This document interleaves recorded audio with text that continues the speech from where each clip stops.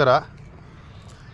ಇಲ್ಲಿ ನೋಡ್ಬೋದು ನೀವು ಗಾಳಿಪಟ ಬಿಡಬೇಕಾದ್ರೆ ಕೈಟ್ ಮಾಂಜಾ ಥ್ರೆಡ್ ಯೂಸ್ ಮಾಡಿದಾಗ ಅದೆಷ್ಟು ಹಾನಿ ಆಗುತ್ತೆ ಅನ್ನೋ, ಬರ್ಡ್ಸ್ಗೆ ಎಷ್ಟು ಹಾನಿ ಆಗುತ್ತೆ ಅಂತ. ನೀವು ಕಟ್ಟುವಾಗ ಮೇಲ್ಗಡೆ ಎಲ್ಲೋ ಕಟ್ಟಾಗುತ್ತೆ, ಅದೋಗಿ ಎಲ್ಲೋ ಒಂದು ಮರದ ಕೆಳಗಡೆ ಸೇರಿಕೊಳ್ಳುತ್ತೆ.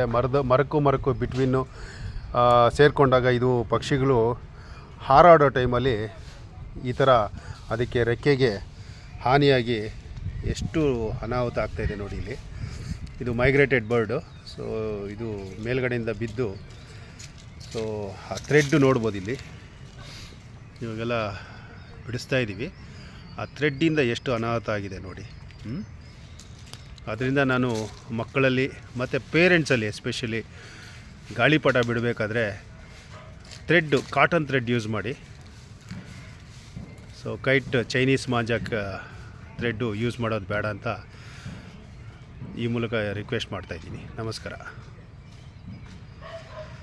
ಸೊ ತುಂಬ ರೆಕ್ಕೆಗೆ ಏಟಾಗಿದೆ.